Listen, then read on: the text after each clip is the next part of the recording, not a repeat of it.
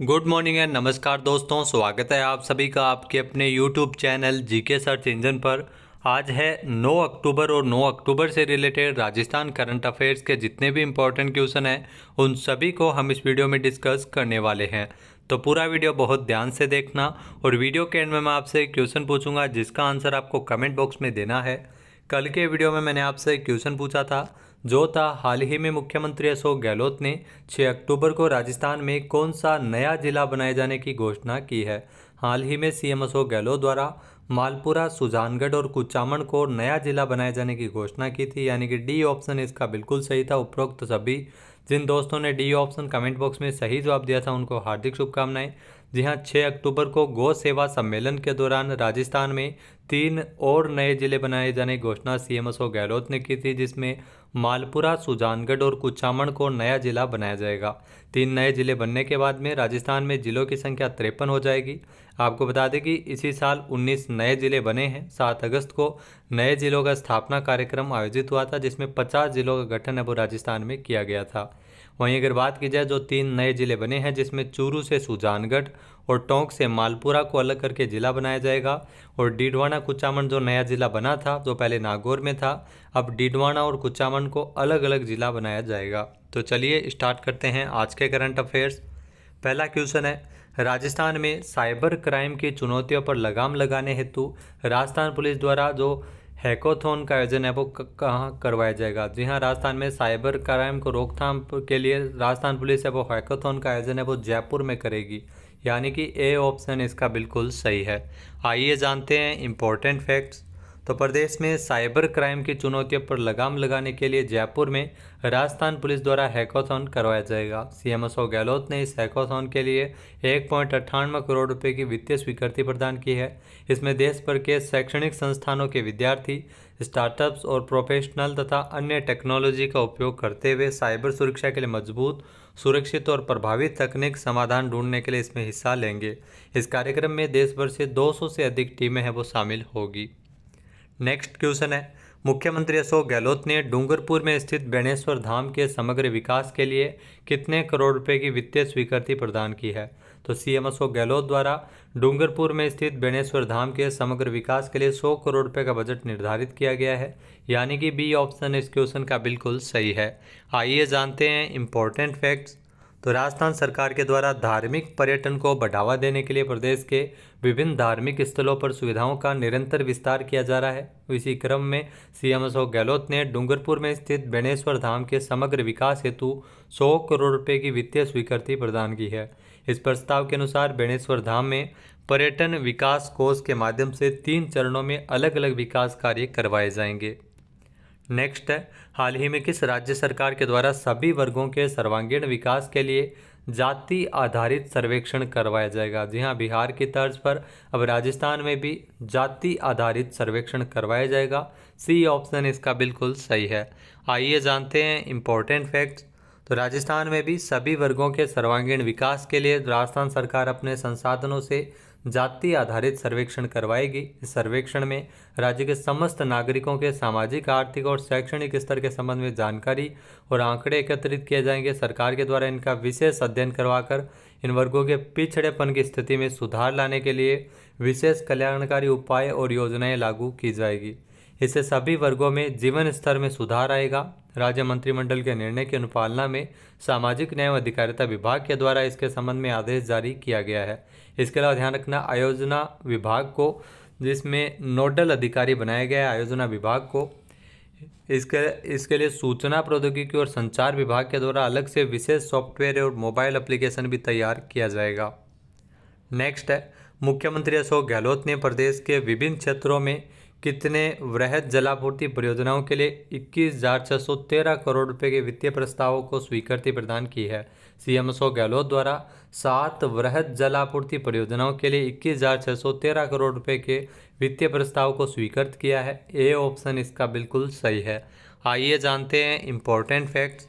तो राजस्थान के मुख्यमंत्री अशोक गहलोत ने प्रदेश के विभिन्न क्षेत्रों में 7 वृहद जलापूर्ति परियोजनाओं के लिए 21,613 करोड़ रुपए के वित्तीय प्रस्ताव को मंजूरी प्रदान की है। इस प्रस्ताव के अनुसार इन 7 पेयजल परियोजनाओं के द्वारा प्रदेश के जो 4,63,580 घरों में कार्यात्मक घरेलू नल कनेक्शन है वो दिए जा सकेंगे, जिसमें आपको बता दें कि 21,613 करोड़ रुपए में मुख्य रूप से काला तीर परियोजना के लिए अगर बात की जाए तो काली तीर परियोजना के अंतर्गत 709.41 करोड़ रुपए है वो खर्च होंगे।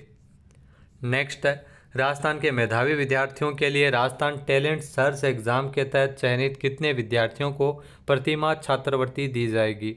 यहाँ राजस्थान सरकार के द्वारा राजस्थान टैलेंट सर्च एग्जाम जो चलाया जाएगा और इस एग्जाम के तहत 10,000 चयनित विद्यार्थियों को प्रतिमाह छात्रवृत्ति मिलेगी, यानी कि सी ऑप्शन इसका बिल्कुल सही है। आइए जानते हैं इम्पोर्टेंट फैक्ट्स। तो नेशनल टैलेंट सर्च एग्ज़ाम की तर्ज पर ही अब प्रदेश के मेधावी विद्यार्थियों के लिए राजस्थान टैलेंट सर्च एग्ज़ाम का आयोजन किया जाएगा, जिसमें चयनित 10,000 विद्यार्थियों को कक्षा 11 और 12वीं में प्रतिमाह 1,250 रुपये और स्नातक और जो स्नातकोत्तर कक्षाओं के लिए इसमें प्रतिमाह 2,000 रुपये की छात्रवृत्ति मिलेगी। सीएम अशोक गहलोत ने इस आशय के प्रस्ताव को मंजूरी प्रदान की है। इस परीक्षा के लिए कक्षा 10वीं में पहली बार प्रविष्ट हो रहे विद्यार्थी इसमें पात्र होंगे। परीक्षा हिंदी और अंग्रेजी माध्यम में आयोजित की जाएगी। परीक्षा के लिए नोडल एजेंसी के रूप में माध्यमिक शिक्षा बोर्ड राजस्थान अजमेर को नियुक्त किया गया है। नेक्स्ट है, हाल ही में राजस्थान के किस विभाग ने दस्तावेजों के हस्तांतरण के लिए ऑटो डीड जनरेशन सिस्टम विकसित किया है। तो ये ध्यान रखना, दस्तावेजों के हस्तांतरण के लिए पंजीयन विभाग के द्वारा, जी हाँ, पंजीयन विभाग के द्वारा ऑटो डीड जनरेशन सिस्टम विकसित किया गया है। बी ऑप्शन इसका बिल्कुल सही है। आइए जानते हैं इम्पोर्टेंट फैक्ट्स।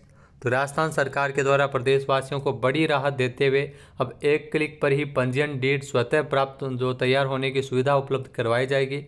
इसके लिए पंजीयन विभाग ने दस्तावेजों के हस्तांतरण के लिए ऑटो डीड जनरेशन सिस्टम विकसित किया है, जिसमें एक क्लिक पर पंजीयन डीड है वो तैयार होगी और पंजीयन कार्यालयों के चक्कर नहीं लगाने पड़ेंगे। इसके अलावा जो डिजी लॉकर और ई वॉलेट में भी दस्तावेज सुरक्षित रह सकेंगे। नेक्स्ट है, हाल ही में राजस्थान के किस जिले की प्रियंका भास्कर दुबई में आयोजित हुई मिस इंडिया ग्लैमोन 2023 इन दुबई की प्रतियोगिता में उप विजेता रही थी। जहां प्रियंका भास्कर का संबंध राजस्थान के झुंझुनू से रहा है, यानी कि बी ऑप्शन इसका बिल्कुल सही है। आइए जानते हैं इम्पोर्टेंट फैक्ट्स। तो राजस्थान के झुंझुनू जिले के खेतड़ी नगर की बेटी प्रियंका भास्कर ने अंतर्राष्ट्रीय स्तर पर नाम रोशन करते हुए ग्लैमर की दुनिया में नया कीर्तिमान स्थापित किया है। दुबई में आयोजित हुई मिस इंडिया ग्लैमोन 2023 इन दुबई की प्रतियोगिता में उप विजेता का खिताब इन्होंने जीता है।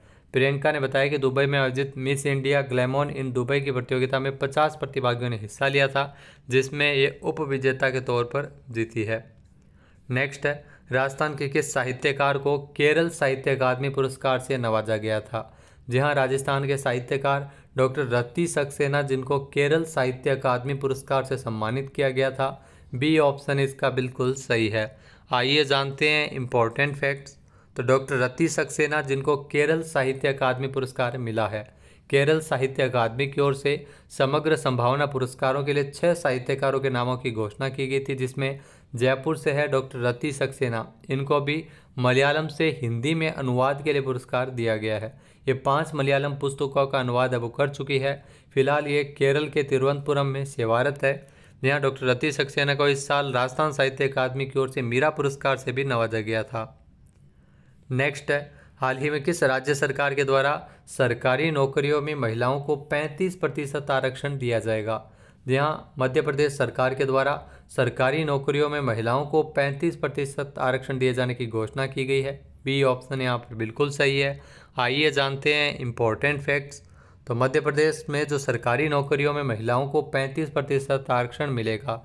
एमपी सरकार ने राज्य में वन विभाग को छोड़कर बाकी सभी भर्तियों में महिलाओं को 35% आरक्षण दिए जाने की अधिसूचना जारी की है। राज्य सरकार ने महिलाओं को 35% आरक्षण देने के लिए मध्य प्रदेश सिविल सेवा नियम 1997 में संशोधन भी किया है। आपको पता होगा कि हाल ही में संसद द्वारा जो पारित महिला आरक्षण विधेयक जो राष्ट्रपति द्रौपदी मुर्मू के द्वारा मंजूरी मिलने के बाद में ये कानून अब बन गया है, जिसमें महिलाओं को संसद में आरक्षण दिए जाने की घोषणा है और की गई थी। उसके बाद में ये लोकसभा और राज्यसभा से विधेयक पारित हुआ था और उसके बाद में राष्ट्रपति की मंजूरी के बाद ये कानून बन गया है। नेक्स्ट है, हाल ही में 50वां भारत अंतर्राष्ट्रीय बुनाई मेला कब आयोजित किया जाएगा? जी हाँ, 50वां भारत अंतर्राष्ट्रीय बुनाई मेला 12 से लेकर 14 अक्टूबर तक आयोजित किया जाएगा। ए ऑप्शन इसका बिल्कुल सही है। आइए जानते हैं इम्पोर्टेंट फैक्ट्स। तो 50वां भारत अंतर्राष्ट्रीय बुनाई मेला जो 12 से 14 अक्टूबर तक तमिलनाडु के तिरुपुर में जो India knit fair association complex में आयोजित किया जाएगा। मेले का मुख्य विषय एक्टिव एंड स्पोर्ट्स वियर, पर्यावरणीय, सामाजिक प्रशासन, कृत्रिम बुद्धिमत्ता और डिजिटलीकरण है। मेले में तिरुपुर, चेन्नई, कोयम्बटूर, करूर और गुजरात के 70 प्रदर्शक इसमें शामिल होंगे। तो अंतर्राष्ट्रीय बुनाई मेला 12 से 14 अक्टूबर तक तमिलनाडु में आयोजित किया जाएगा। बात करते हैं आज के हमारे क्विज के, जिसका आंसर आपको कमेंट बॉक्स में देना है। तो आज का क्विज है, हाल ही में राजस्थान राज्य कृषक कल्याण जो कृषक ऋण राहत योजना आयोग का अध्यक्ष किसे मनोनीत किया गया है? एक बार फिर से सुनिएगा। हाल ही में राजस्थान राज्य कृषक ऋण राहत योजना आयोग का अध्यक्ष किसे मनोनीत किया गया है? इसका सही आंसर आपको कमेंट बॉक्स में देना है। और अगर ये वीडियो आपको पसंद आए तो इसे लाइक और शेयर करना बिल्कुल न भूलिएगा। चैनल पर नए हैं, सब्सक्राइब नहीं किया है तो अभी सब्सक्राइब बटन पर क्लिक करें। इस वीडियो की जो PDF फाइल है वो आप वीडियो के डिस्क्रिप्शन बॉक्स से डाउनलोड कर सकते हैं और इस क्वेश्चन का आंसर आप वोट करके भी कर सकते हैं। वीडियो देखने के लिए धन्यवाद। जय हिंद, जय भारत, जय राजस्थान।